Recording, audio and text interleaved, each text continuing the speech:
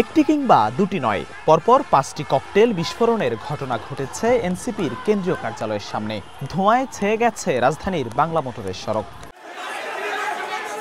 কার্যালয়ের সামনে থাকা নেতাকর্মীরা আটক করে একজনকে। ককটেল নিক্ষেপের কথা স্বীকারও করেন তিনি।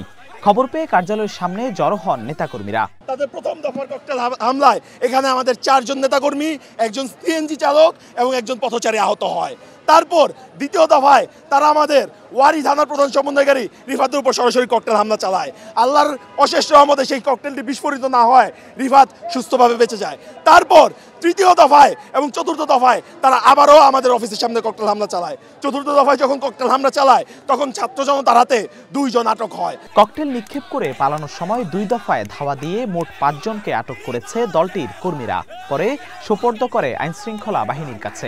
এনসিপি নেতাকর্মীদের দাবি, আতঙ্ক ছড়াতে সক্রিয় হয়েছে কার্যক্রম নিষিদ্ধ আওয়ামী লীগ। আওয়ামী লীগ বর্তমানে এনসিপিকে একমাত্র তাদের শত্রু হিসেবে নিয়েছে এবং আমরা জুলাই গণঅভ্যুত্থানের প্রত্যেকটা আকাঙ্ক্ষার জন্য লড়াই করে যাচ্ছি, যেটা আওয়ামী লীগের রাজনীতির জন্য তারা ক্ষতিকর মনে করতেছে এবং আমাদেরকে শত্রু হিসেবে আমাদেরকে বাধা দেওয়ার জন্য, তারা আমাদেরকে ভয়ভীতি দেখানোর জন্য এবং তাদের যে সন্ত্রাসী কার্যক্রম তারা জুলাইতে চালাইছে এবং সেটা আবার শুরু করার জন্য তারা এই ধরনের সন্ত্রাসী কার্যক্রম চালিয়ে যাচ্ছে। এনসিপির কার্যালয়ের পাশে যে দোকানটা, so at the same time ওইখানেই ককটেল বিস্ফোরণ ঘটে।